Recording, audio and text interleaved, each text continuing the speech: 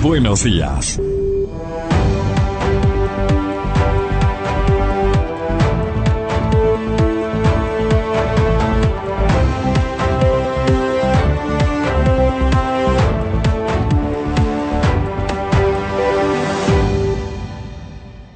Buenos días, amigas, amigos. Estamos iniciando ya este lunes 28 de junio. Sí, se está terminando el mes y hay temas, ¿no? Hay temas pendientes. El presidente de la República anunció su recuperación y por lo tanto su retorno a la presidencia. Pero hay un tema que nos preocupa y que queremos, además de hacerlo público y brindar nuestra solidaridad, a Luis Eduardo Vivanco. Luis Eduardo Vivanco, que conduce La Posta, ha sido amenazado, pero no cualquier amenaza, con una amenaza de muerte por hacer su trabajo. Pueden discrepar en su forma, en lo que lo que sea, pero hacer el trabajo no es causa para persecución y peor, una amenaza de muerte. Exigimos a las autoridades. Y cuando digo exigimos, no es que sea un acto ni de prepotencia ni de cosas por el estilo, sino que creemos que hay que responder a todos los ciudadanos, y entre ellos a los periodistas, pero sobre todo a los periodistas que llevamos con seguridad los temas que incomodan a quienes quisieran que estemos callados. Pero a Luis Eduardo Vivanco le decimos desde aquí y a las autoridades que son responsables aquellos que han lanzado las amenazas, pero también la autoridad por no hacer respetar y por dejarnos en indefensión. Esto sería un caso realmente, ya uno dice, parecía que lo habíamos superado, pero no. Hay de todas maneras gente que quiere llevar a esto, ¿no? La CONAIE opta por el señor, digamos, elige como presidente al señor Leonidas Issa. Opta por la línea más dura de su representación. Y eso le da una mayor responsabilidad a Leonidas Issa, ¿no? Que pese a no cumplir con las resoluciones tomadas por la propia CONAIE, resulta que lo eligen, no es una mujer a la que han elegido, sino a una persona como Leonidas Issa, que tiene definiciones y definiciones claras en el sentido de lo que quiere y busca a través del movimiento indígena y campesino. La responsabilidad está en democracia, no es la imposición de alguien, pero bueno, va la CONAIE y su brazo político Pachacuti en la línea más dura. Deberán sopesar, ¿no?, lo que están haciendo en la asamblea y lo que pueden hacer. Y en cuanto a al tema de la alcaldía, el señor doctor Yunda deberá tener ahora ya la resolución que diga su impugnación a los hechos suscitados en el municipio de Quito, y esa a la comisión de mesa, ¿no?, le está diciendo que no podían, que se han violado sus derechos. La jueza deberá resolver el día de hoy esa primera parte. Luego viene si se inicia o no el juicio y lo del contencioso electoral. Y en el contencioso electoral he leído muchas cosas de este fin de semana sobre el tema. Todo el mundo dice Joaquín Viteri es una garantía para que en el contencioso electoral se resuelva en derecho, en ninguna otra forma, en derecho. El doctor Muñoz igual, la doctora Guaycha, la doctora Patricia Guaycha también. O sea, ahí tenemos de 5, 3, uno sabemos que se comporta ideológicamente, el otro ya hemos visto cómo se comporta, pero en estos 3 jueces está la posibilidad de darle respetabilidad a una decisión que tome el contencioso electoral. La ciudad no aguanta más esto. La ciudad no puede seguir ahí sin que, mientras asoma el señor alcalde un montón de cosas, el municipio en sí está paralizado, y así nos hacen saber públicamente los concejales, ¿no? Bien, estos son un poco los temas que tendremos en estos días, que se van resolviendo, que hay que enfrentarlos, y sí, y hay que seguir trabajando. Para el primer tema que les queremos plantear es cuál es la ley laboral que necesita el gobierno. se plantea como pregunta, ¿no? Pero ¿necesita realmente el gobierno una ley laboral? ¿Necesita el país una visión sobre las relaciones laborales empresariales nueva? ¿Se deberá hacer una reforma al código laboral o debemos como país plantearnos la necesidad de, teniendo un código laboral que todo el mundo dice que ya no es suficiente, tener una ley de promoción del trabajo para la generación de empleo, ¿no?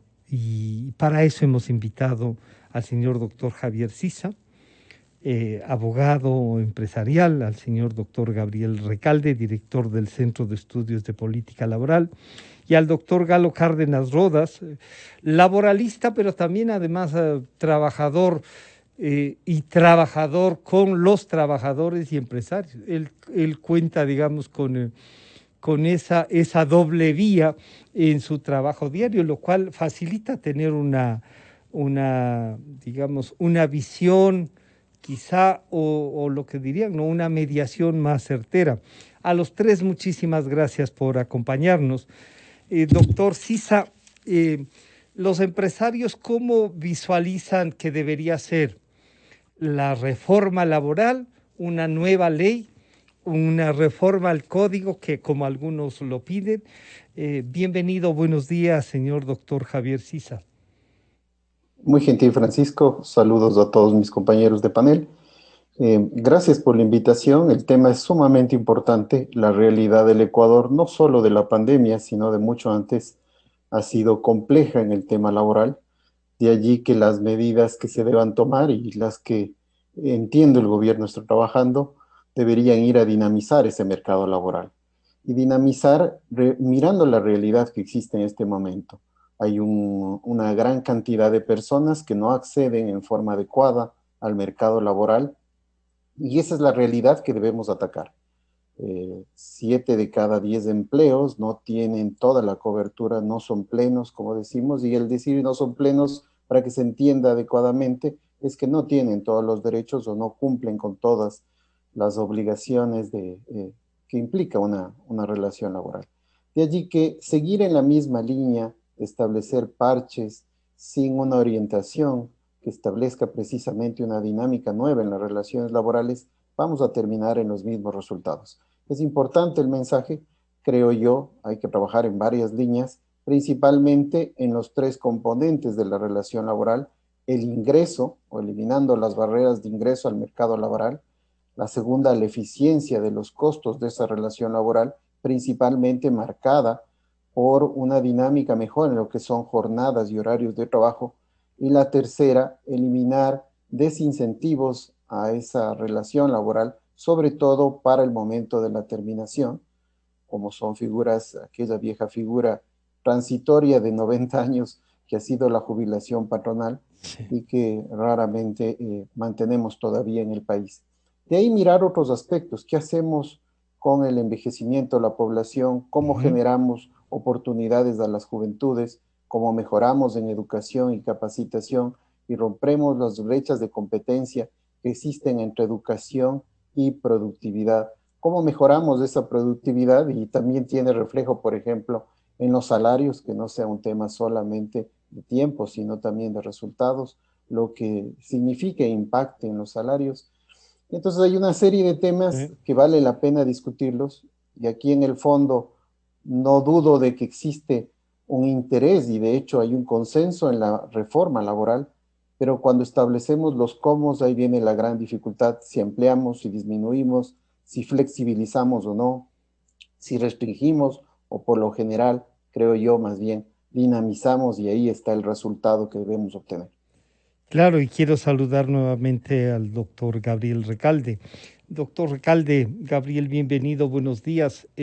Bueno, estos primeros planteamientos y este primer acercamiento que hace Javier Sisa, uno diría el tema laboral para reactivación económica, para incluso fortalecer la seguridad social, pasa por encontrar un acuerdo. Ese acuerdo, usted, de acuerdo, valga la redundancia, al seguimiento que hacen, a los estudios que hacen al tema, ¿Ve posible o encuentra estas barreras, como Javier Sisa nos dice, en el momento ya de concretar? Todos estamos de acuerdo que hay que cambiar, pero en el momento de concretar hay unas barreras insalvables. Bienvenido, Gabriel, buenos días. Muy buenos días, muchas gracias por la invitación y un saludo también a los compañeros de panel. Es verdad, en los cómo es que es difícil poder concretar ya la escritura de la reforma laboral, y esa ha sido una temática, una tónica que se ha ido presentando después de la terminación del gobierno anterior. Digo eso porque las dos leyes anteriores, la ley de promoción del empleo y la ley de justicia laboral, son viables en la reforma en el poder legislativo por el poder que tenía el gobierno anterior y los votos para poderlas aprobar.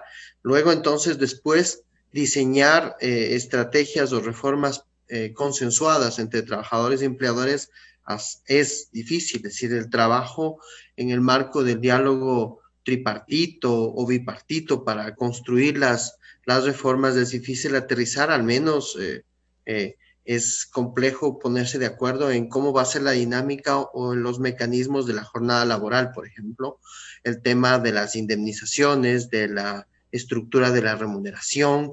En adelante, Javier cita el tema de la jubilación patronal y podríamos citar el tema de los déficits que existen para lograr una remuneración justa, un acceso a la organización de la contratación colectiva, de la libertad sindical y de nuevos retos que tiene la normativa laboral actual, porque lo que hay que mencionar es que la crisis actual lo que devela es que las dinámicas laborales también tienen que estar insertadas en la lógica de las reformas laborales actuales. Me refiero al tema de la digitalización, de la uberización de la economía, a esta economía también postfordista que implica que existe un quiebre de generaciones en la estructura también del componente laboral. Entonces, esos elementos tienen que estar debidamente estudiados y también reflejados en las mesas de diálogo, pero que no son mesas de diálogo que son alternativas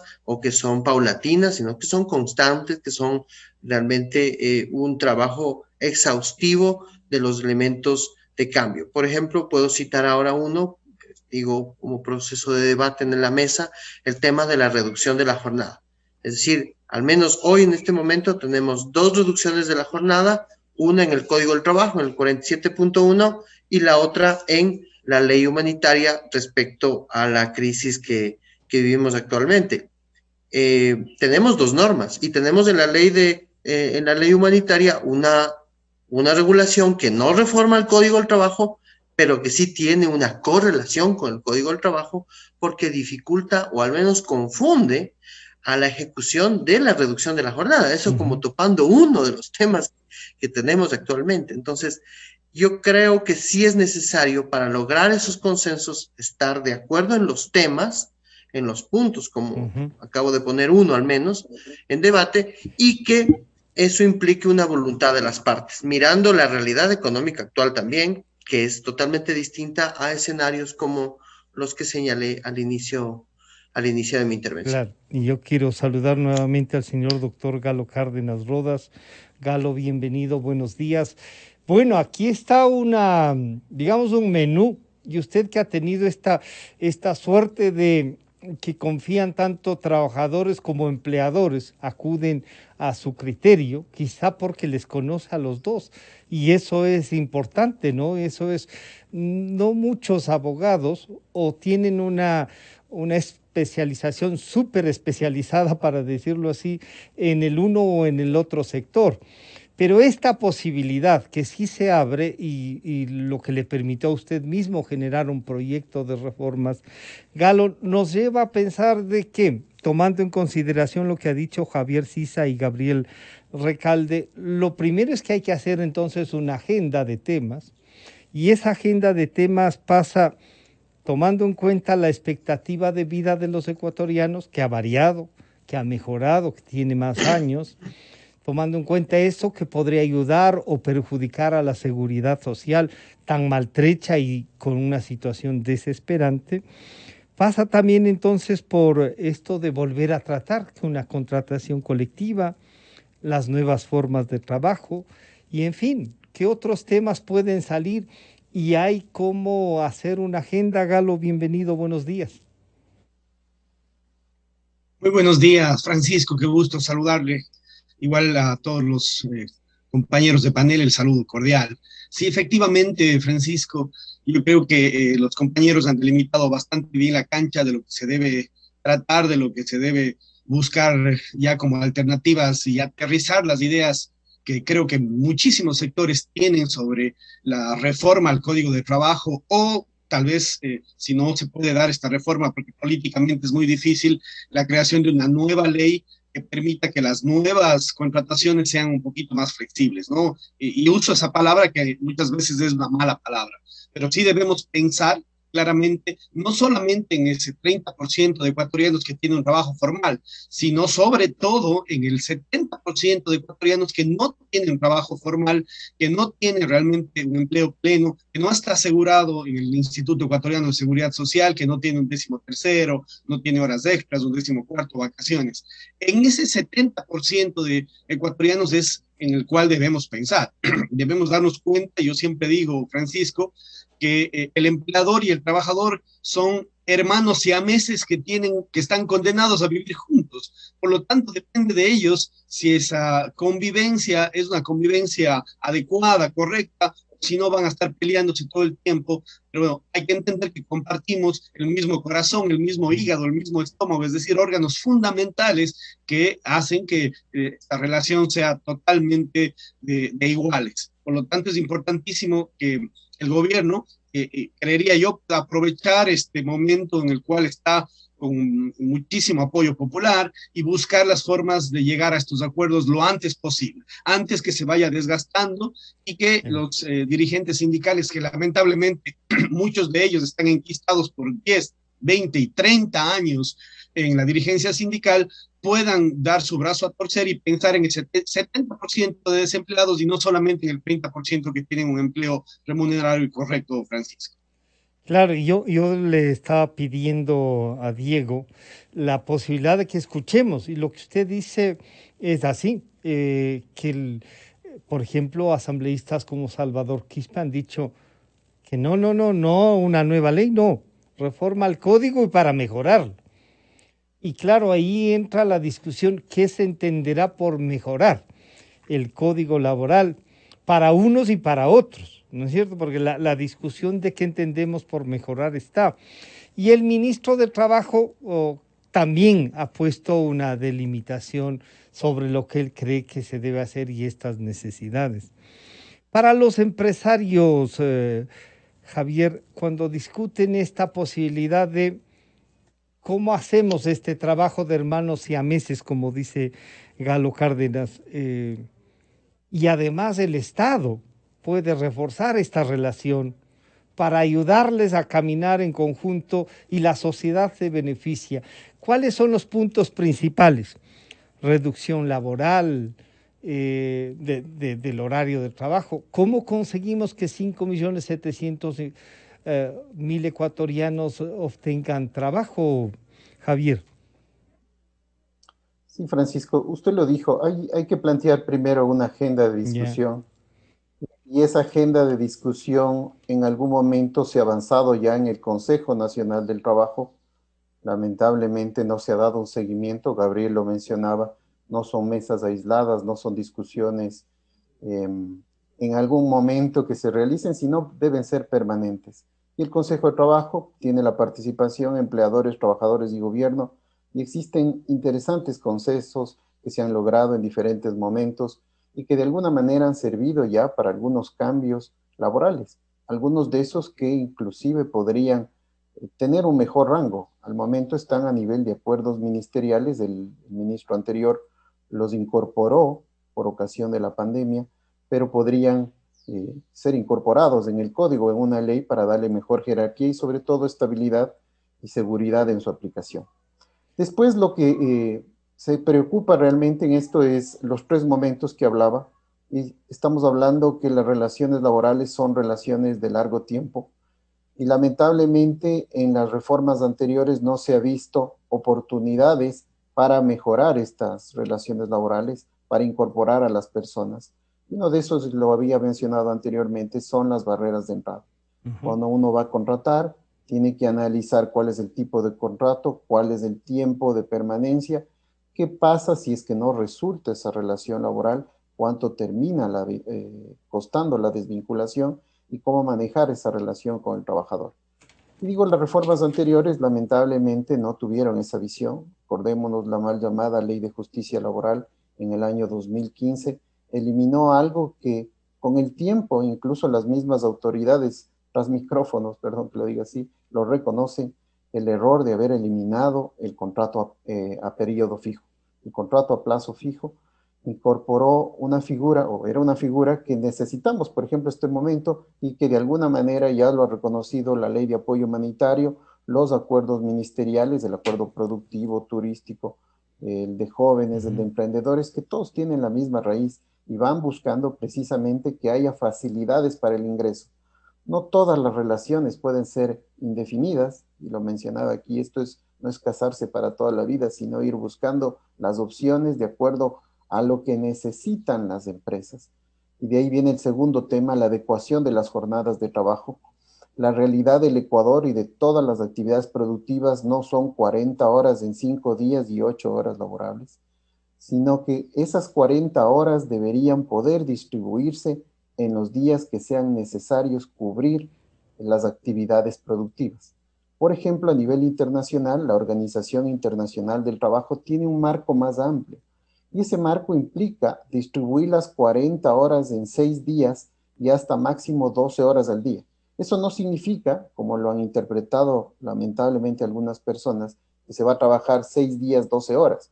No significa eso, sino es en este marco amplio cómo distribuir. Por ejemplo, un día usted trabaja 10, otro día trabaja 8, otro 12, dependiendo las dinámicas, o puede tal vez trabajar 3 días y medio, lo había mencionado desde mucho tiempo atrás, 3 días y medio en una jornada y después cambia otro turno, 3 días y medio. Entonces hay diferentes modalidades, diferentes variantes que se pueden establecer. Y lo último son los costos de terminación. Si me va mal, lo decía, ¿cuál es el costo que debo incurrir?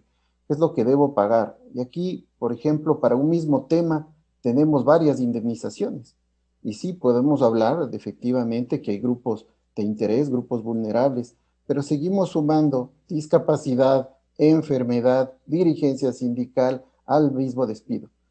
Cuando hacemos una comparación de los costos de contratación, de las jornadas y después la terminación a nivel internacional, resulta que nuestros costos son muy superiores al de nuestros vecinos. En un ejercicio reciente que hicimos con la ANDI de Colombia, se demostraba precisamente cómo el caso ecuatoriano es significativamente más alto en todos esos costos. Y acordémonos aquí, nuestro salario básico de hecho es más alto y tenemos un menor número de horas de trabajo. Todo eso obviamente incide en la generación de empleo y en el mantenimiento del mismo.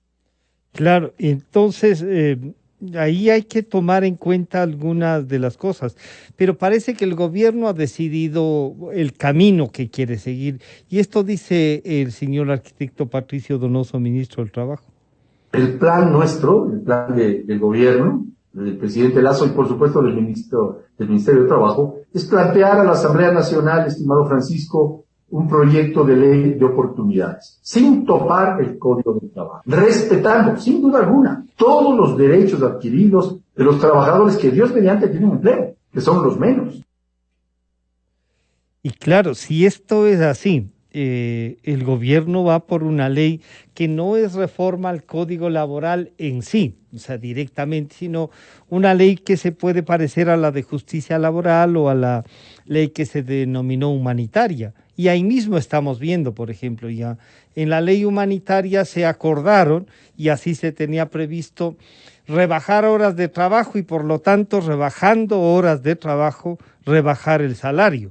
No mantener las horas de trabajo y rebajar el salario. ¿Hasta cuándo? Hasta cuando se les ocurra. Y eso está pasando. Siguen con reducción del salario, con las mismas horas de trabajo del anterior, y no ha pasado nada. Y ya tenemos más de un año de esa ley. Y claro, también entonces pasa por esta respeto, no solo a la ley, sino también a esta relación del trabajador-empresario y algunos pueden decir, hay que ponerse la camiseta de la empresa. ¿Y qué significará eso, Gabriel, de los estudios hechos? Si ya tenemos lo que acaba de decir Javier, las barreras de entrada, las barreras para terminar y por lo tanto calcular si se contrata o no. Y en el medio, esta relación que ustedes ya han dicho sobre horarios, sobre la posibilidad del teletrabajo, estas nuevas formas que no necesariamente van a ser que generen sindicatos, Gabriel. Sí, hay un elemento muy importante en lo que señala el ministro, ¿no? Y es que la intención no es hacer una reforma al código del trabajo, pero y que amplíe las fronteras y que permita que una gran cantidad del empleo que se encuentra en la informalidad, que dicho sea de paso, es una estructura económica constante, ¿no? O sea, es una falla en las estructuras socioeconómicas que la vemos crítica a partir de la crisis, pero que ha sido una constante en la estructura del Ecuador y de América Latina, ¿no? Sin embargo, a mí ahí la preocupación es que siendo una norma que no haga reformas directamente al Código del Trabajo, tengan correlaciones con las mismas. Claro. Entonces, ahí es cuando, de manera técnica, ya como decía Javier y decía el doctor Galo, ahí es cuando vamos a encontrar las problemáticas. O sea, ya hablando de manera práctica, si se quiere. Perdona ahí una interrupción. ¿Qué va a mencionar entonces la ley de oportunidad? Perdón, una interrupción ahí, Gabriel. Claro. Entonces, claro, ahí uno piensa hasta cuándo se aplica el Código Laboral, cuándo se deja de aplicar y entra en vigencia esta ley de oportunidades, porque siempre los jueces van a decir lo más favorable al trabajador, y es correcto, pero eso es entonces una trampa que no va a permitir una mejor relación laboral, ¿o no? Lamentablemente no tenemos la declaración de Salvador Quispe que dice que no, absolutamente no a una ley que no sea la reforma al código. Y me parece que tiene lógica, Gabriel, ¿o no? De alguna manera sí, porque lo que usted termina como premisa que señalé es lo correcto, o sea, en términos técnicos. Es decir, si tenemos una ley de oportunidades, tendríamos ya en este momento el Código del Trabajo, la Ley de Justicia Laboral, la Ley de Promoción del Empleo y la Ley de Oportunidades. Y hay que recordar que se está debatiendo también la Ley Violeta del anterior gobierno, y a eso hay que añadir 3 o 4 reformas más que tiene de manera indirecta el Código del Trabajo, al menos recuerdo 2 más. Una, la Ley de Prevención del Acoso Laboral, y la otra, la Ley de Prevención de Violencia contra la Mujer, que también tienen reformas laborales. Es decir, sí tenemos desde el año 2015, estimado y compañeros de panel, varias reformas laborales que en algunos casos no son reforma al Código del Trabajo, pero sí tienen correlación con el mismo. Es decir, la misma ley humanitaria, por eso ponía yo el ejemplo técnico y objetivo sobre el tema de reducción, en este momento el Ecuador tiene 2 esquemas de reducción de la jornada. La pregunta es, ¿cuál es la más adecuada? Nosotros como técnicos o como especialistas o como conocedores del asunto lo podemos entender, pero ahí viene la problemática laboral también. El tema laboral no lo utilizan los expertos, entre comillas, lo utiliza la persona que en la esquina o el mediano empresario que tiene que hacerlo, porque la gran empresa tiene recursos instalados para poder determinar cuál es la mejor opción, pero el resto no lo tiene. Entonces es un elemento que hay que considerar. Y otro elemento es el que señalaba Javier, que es muy importante, el tema del contrato a plazo fijo.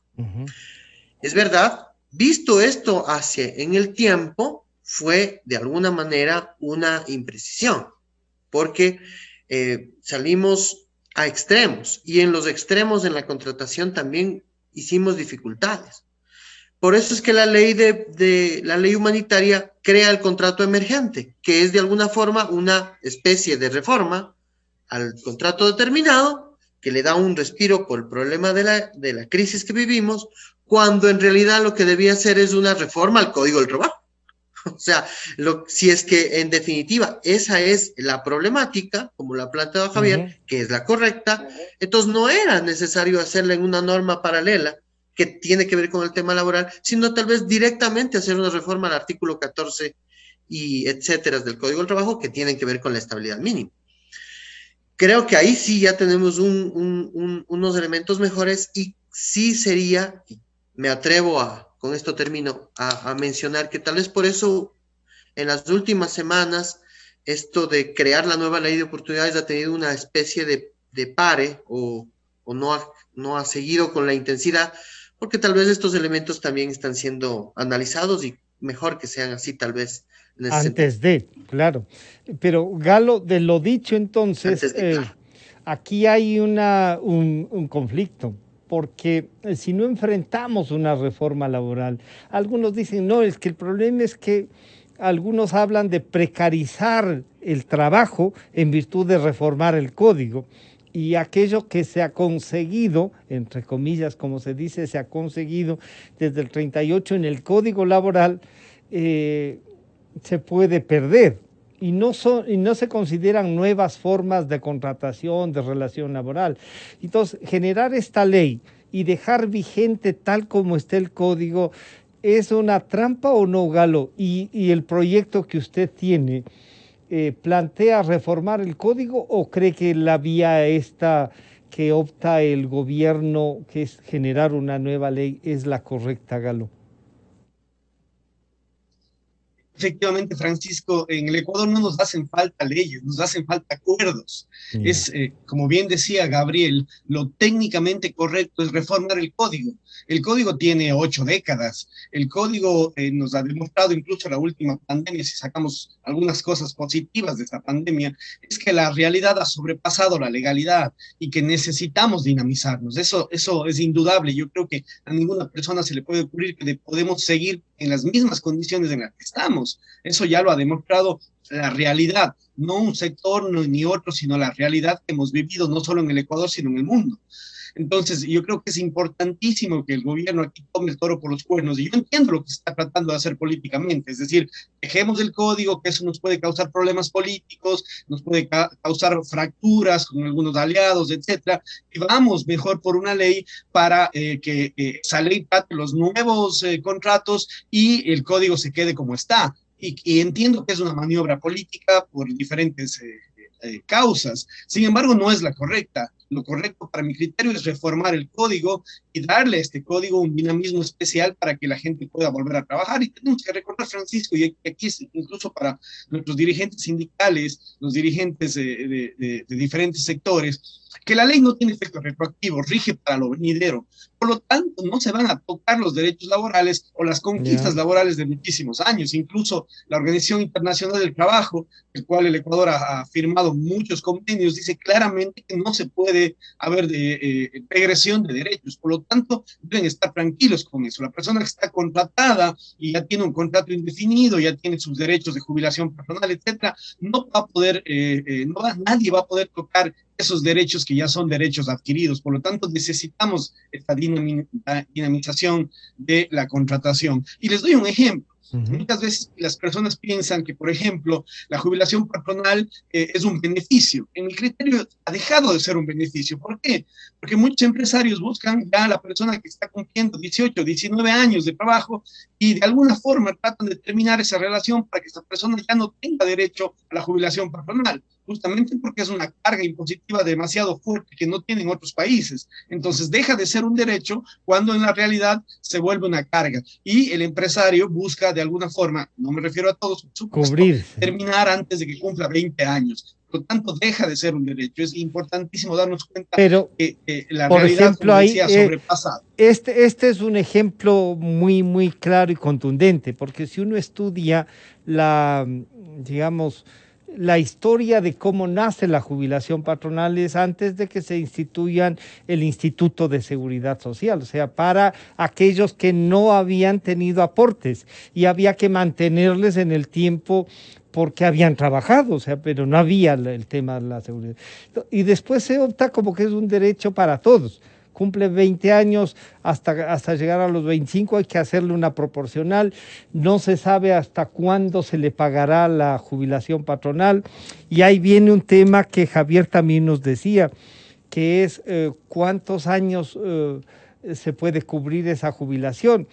La del Seguro Social es hasta la muerte. La expectativa de vida de los ecuatorianos se ha incrementado nada menos que en 15 años y no hay cálculos actuariales para que eso se cubra. O sea, esto es, como decían antes, por eso es que no me gusta usar mucho, esto es transversal, ¿no es cierto? O sea, nos va a afectar a todos. Galo, pero entonces la reforma al código debe venir modernizándolo. Usted nos ha dicho, lo que estaba legislado está ahí y no se pierde, pero por ejemplo, esto de la jubilación patronal, ¿cómo la liquidamos para que no sea esta barrera, Galo? Justamente, Francisco, y hay que tomar aquí, como vuelvo y repito, al toro por los cuernos, debe eliminarse la jubilación patronal. Le duela a quien le duela. Lamentablemente, los que ya tienen derecho o ya han cumplido y están cobrando esa jubilación patronal, ya no podemos hacer nada, justamente porque no podemos regresar en derechos y quitar derechos adquiridos. Pero para las nuevas contrataciones es importante que ya no exista la jubilación patronal. No podemos sobrecargar al empresario, al emprendedor, a nuevos proyectos con una doble jubilación, porque esa es justamente en el Ecuador tenemos una doble jubilación, la del Seguro Social, Claro, que es obligatoria, y la jubilación patronal. Por lo tanto, es importante enfrentarlo. Yo sé que, por supuesto, lamentablemente, muchas reformas pasan por lo político y no debería ser así, debería pasar por lo técnico, pero lamentablemente quien aprueba estas reformas es la Asamblea y la Asamblea va a depender. Pero también, Galo, lo político tiene que importar, porque son la representación.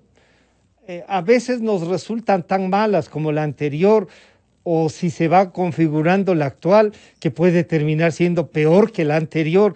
Y entonces uno dice, bueno, ¿y por dónde comenzamos ahora a disparar si no nos resulta una?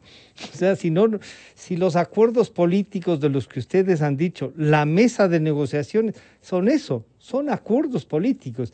Entonces, claro, si pasa por la decisión política, Galo, lo que hay es que hacerles notar desde afuera a los políticos qué es lo que no deben seguir haciendo. ¿Será posible eso, Galo? Yo creo que no, Francisco. Lamentablemente, la historia nos ha demostrado que los asambleístas no se dan la vuelta y dicen, a ver, ¿quién votó por mí y por qué votó por mí?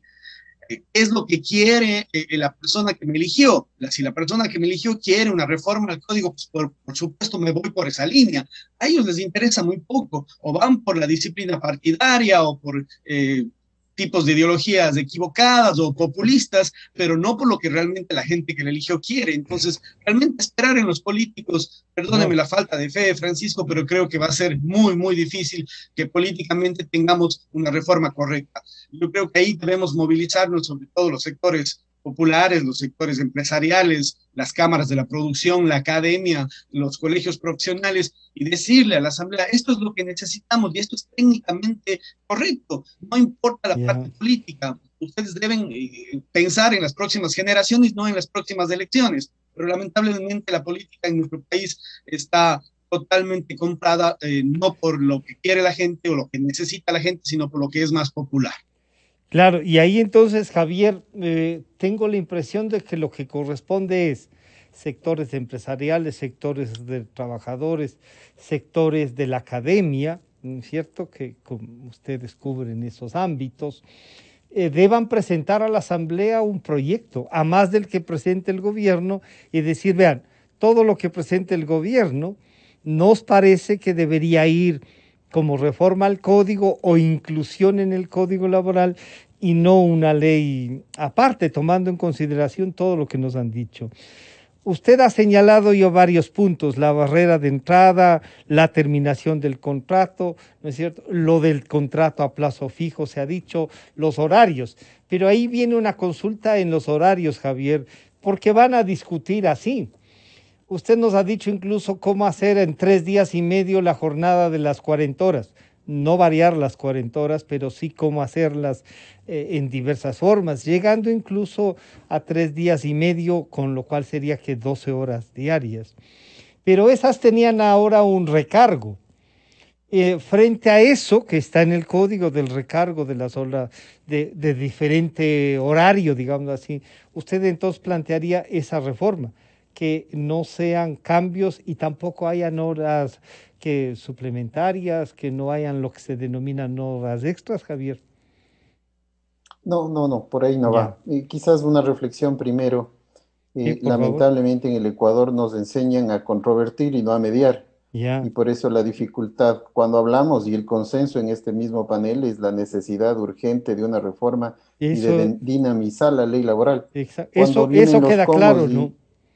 claro, cuando vienen los comos es la dificultad y también coincido con Galo Cárdenas, esto cuando pasa al nivel político tiene cualquier resultado, entra blanco y puede salir negro Ya. y de ahí precisamente las dudas que esto plantea. En el tema particular, y hay un mundo de cosas todavía por discutir, y lamentablemente en el Ecuador estamos todavía tratando de llegar a consenso sobre cosas básicas. La figura que yo decía, por ejemplo, de la reforma en los horarios, en las Ujú. jornadas de trabajo, no implica eliminar ni las horas suplementarias ni las horas extraordinarias. Para hacerlo gráfico, la hora 41 tiene que pagarse, por supuesto, o la hora 13, si fuera en el día, tiene que pagarse como un extra. No, el tema no es ni explotar ni perjudicar a nadie, sino distribuir las 40 horas. Fíjese, otro de los ejemplos antiguos de nuestra legislación habla de que la jornada de trabajo en el día puede dividirse solo en dos partes y de la primera a la segunda máximo 2 horas de diferencia. Piense usted un trabajo en un hotel, en un restaurante, no necesita un mesero, hágalo muy simple, desayuno, almuerzo y cena. No necesita en ciertas horas de estar en el restaurante, pero aún así cuenta y la ley no permite algo tan simple que seguramente a todos los del panel y quienes los escuchan dirán, pero es obvio lo que me está diciendo. Entonces, la norma tiene que ir mucho más allá. Y después hay una serie de temas que no discutimos lamentablemente Ujú. y que en el mundo nos llevan una ventaja enorme y aquí en el país pueden ser muy útiles. Lo que decía al principio, por ejemplo, las brechas de competencia. Ya. Usted lo dijo, Francisco, la academia, ¿qué está presentando? ¿Cuáles son los resultados que están dando? Y cómo esto empata con el mundo empresarial, con el mundo productivo. ¿Qué queremos nosotros hacer? ¿Cómo rompemos precisamente que no todos seamos abogados, no todos médicos, arquitectos, sino que haya también labores en las cuales puedan adecuarse mejor a la realidad de las empresas, a lo que requiere el país? Después tenemos otros temas, lo dijo Gabriel, ¿qué pasa con los trabajadores autónomos? Temas de seguridad social, el dumping Ujú. social, la protección de grupos vulnerables, cómo podemos hacer mejorar la productividad y algo que le decía, cómo esa rentabilidad de los negocios se traduce también en el tema salarial. Hay un mundo de cosas, en lo básico no tenemos acuerdos y vuelvo a decir, lamentablemente nos enseñan a controvertir, no a mediar y por eso muchas de estas dificultades para plantear la discusión, yo creo que también hay que fortalecer las instituciones, hay que fortalecer el Consejo Nacional de Trabajo y Salarios, órgano tripartito por esencia, internacionalmente reconocido, donde las discusiones se llevan con mucha altura, pero con poca continuidad. Y de ahí el escaso resultado que se tiene a nivel de ese consenso, Quizá pero porque puede ser una también, opción Javier, antes de plantear. perdón, quizá porque también la decisión política, y ahí vuelven a tener ustedes razones, no pasa por tener las respuestas técnicas, sino más bien unas respuestas que le guste al oído de la gente y no que regulen la relación. ¿Cómo nos acostumbramos? Y en eso los empresarios, los trabajadores, la academia tiene que trabajar, por lo que usted ha dicho. Esta brecha de competencias, por lo tanto, cómo se han de formar los nuevos trabajadores, en qué les hemos de ayudar a que se formen, ¿no es cierto? esto de la competitividad, cómo hacemos que las empresas en donde estos dos hermanos siameses, como dice Galo, se pongan de acuerdo para entrar a competir en serio, ganar y tener mejores oportunidades. Pero ustedes han sido muy reiterativos en cuanto a que no nos hemos aprendido a escuchar. Y eso es por los propios recelos que teníamos y que fueron ahondados en estos 14 años, Javier. Parecería entonces que lo primero que hay que hacer es limar estos recelos mutuos y abrirnos un poco para el acuerdo y aprender a escucharnos, no solo a oírnos, Javier. Sí, Francisco, una reflexión. Todos al mismo tiempo somos empleadores y todos somos trabajadores. Yeah. Y aquí no es una visión, cuando se habla a los empleadores, uno piensa en la gran empresa, en la multinacional, en la que tiene todo el poder para manejarlos. Lo decía Gabriel, tiene recursos, tiene gente, tiene asesores, pero empleadores somos cada uno de nosotros. Cuando contratamos a alguien que nos ayude en la casa, somos empleadores. Y ahí en la discusión tiene que llegarse, aterrizarse a ese nivel. ¿Cómo podemos hacer? Y muchas veces lo he planteado con las discusiones salariales a mis compañeros trabajadores. Digo, usted, uno puede pedir lo que quiera, pero usted en su casa está en capacidad de poder cubrir esas obligaciones que se establecen.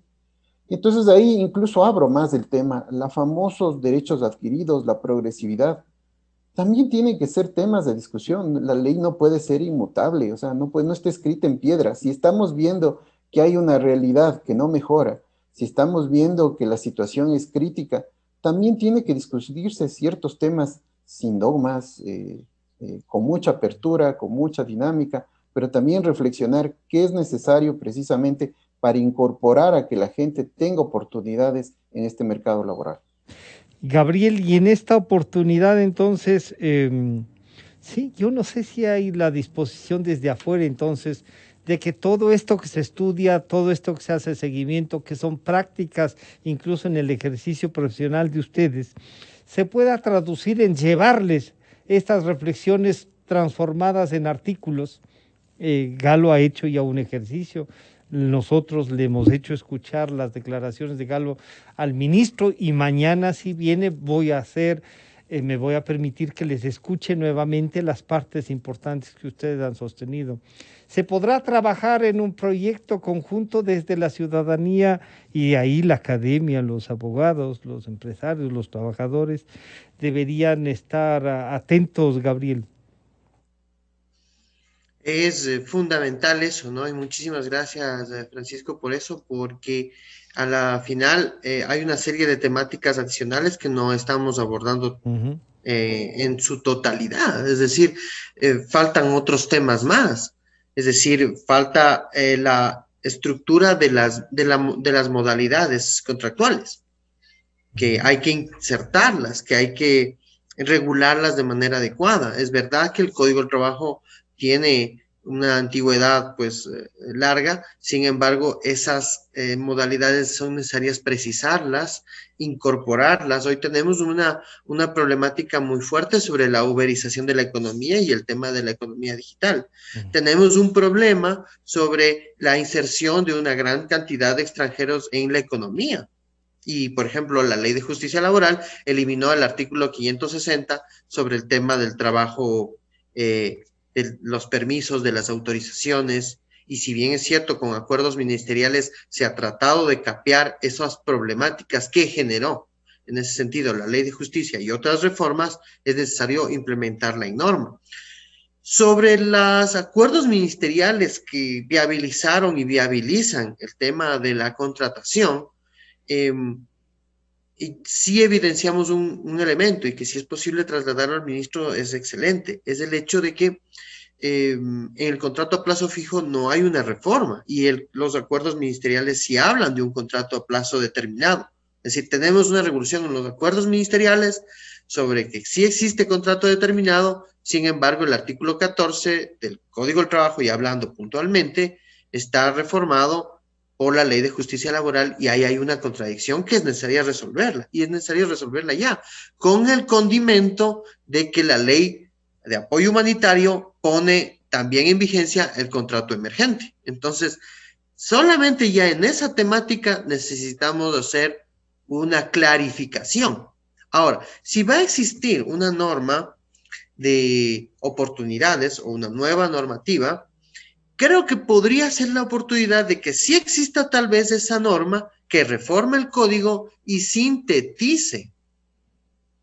Es decir, facilite justamente y condense estas otras dos reformas, al menos dos, la ley de justicia y la ley de promoción, en una sola y vuelva a su cauce normal, a una estructura mucho más sencilla, la contratación, el tema de remuneración y de jornada con los elementos que he señalado en este momento. Eso es posible construirlo, es vital construirlo entre todos, porque las relaciones laborales o el derecho laboral como tal, a diferencia de otras disciplinas jurídicas, se nutren de las experiencias. Es decir, no se regula respecto a escenarios jurídicos muy abstractos o muy abiertos. Es decir, se trabaja sobre realidades concretas. Y ahí es indispensable escuchar a los actores, porque nosotros aquí en el panel podemos estar estableciendo algunos parámetros en relación a jornadas, a remuneración, a terminación de la relación laboral. Sin embargo, para no descartar y darle más bien más legitimidad a la reforma, es obvio que es con la capacidad instalada con la que es parte Javier, el consejo, el tema del convenio 144 del diálogo tripartito, pero eso hay que hacerlo vivo. Y ahí es donde la reforma va a tener más fuerza y legitimidad en su vigencia. Quizá entonces lo que hay es, como usted ha dicho, darle más fuerza y darle vida nuevamente al consejo, que es tripartito en realidad, en donde están los que deben discutir. A lo mejor entonces el impulso puede pasar por el Consejo Nacional de Salarios que nos permita acordar. No solo eso, sino el marco jurídico. Sí, Galo, esta oportunidad es única y a lo mejor el capital político se va consumiendo y no llegamos. Sí, parecería que al mismo tiempo que es indispensable la reforma laboral o el planteamiento de una nueva visión laboral, como se podría llamar, pasa por concientizarnos lo que tenemos, mejorarlo, aclararlo, para que incluso los jueces, Galo, tengan una facilidad de aplicar justicia y no sea dependiendo de qué pasa en el proceso. ¿Cómo damos esos primeros pasos y si el Consejo podría ayudarnos en esto, Galo? Francisco, yo estoy muy de acuerdo que el Consejo Nacional de Salarios, que es este ente tripartito, debería ser quien ponga un poquito la voz cantante, pero lamentablemente lo que decía Javier es muy cierto. No sabemos qué va a entrar y qué va a salir de la Asamblea Nacional, y esto realmente nos da muchísimo temor.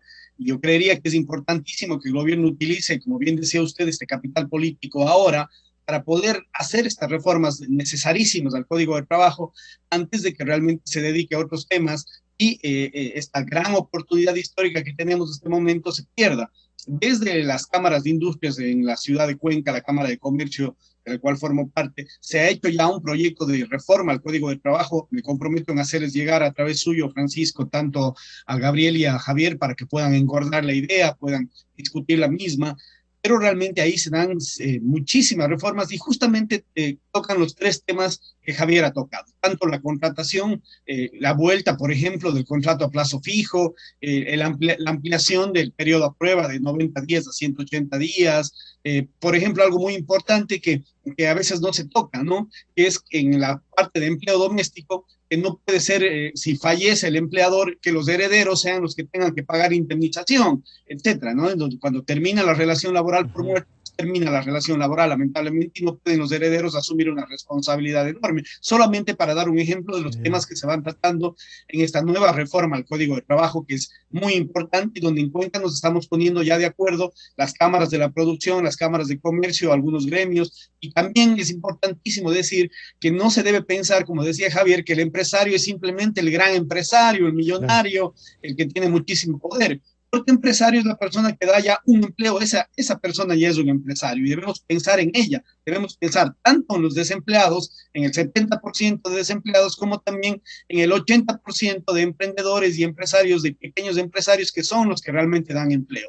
En ellos debemos pensar, y no en el grande, ni tampoco en el sindicato, sino simplemente en las personas que no tienen empleo. Yo creo que en algunos programas, Javier, que usted ha tenido la gentileza y la bondad de invitarme, nos hemos puesto de acuerdo entre los panelistas, porque vemos esa enorme necesidad de las reformas, porque en caso contrario vamos a estar perdidos en el tiempo, perdidos en la competitividad de los demás países, vamos a seguir siendo un país en el cual no se invierte ni con dinero propio ni con dinero extranjero por el miedo justamente a la contratación laboral, y ese no puede ser un factor para no crear empleo.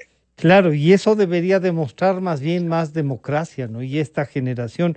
Yo le debo admitir que ahora veo con mayor fuerza, nada menos que ha sido nombrado viceministro el doctor Jorge Benavides, un constitucionalista, decano de la Facultad de Derecho, profesor universitario, y esto nos abre, o sea, se suma a la academia, se suma al ejercicio de la profesión, pero yo insisto en el rol que ustedes pueden jugar, no solo generosamente discutiendo públicamente y acercándose a través de los medios de comunicación a la ciudadanía para reflexionar en conjunto, sino que pueden ayudarnos a concretar un proyecto base para que hacerle el seguimiento a la Asamblea, y cuando quieran pasarse de solo hacernos escuchar lo que les gusta que llegue, hacerles notar que no es correcto. Y eso sí creo que los medios podemos hacer. Les quiero agradecer, Javier, Gabriel y Galo, por acompañarnos. Estaremos en contacto. Parte de estas declaraciones las vamos a poner en conocimiento del ministro de Trabajo, que nos acompañará el día de mañana. Así es que muchísimas gracias al señor doctor Javier Sisa, al doctor Gabriel Recalde y al doctor Galo Cárdenas. Un gusto saludarles. Buenos días. Un gusto. Enseguida volvemos. Aportamos contexto a las noticias. Analizamos a fondo la realidad. Usted ve y escucha. La revista de Opinión Democracia. Periodismo de verdad. Este es el microinformativo del momento. Los empresarios de la construcción en Quito deben volver sus ojos a propuestas en las que ganen ellos y la urbe. Así lo manifestó el concejal Bernardo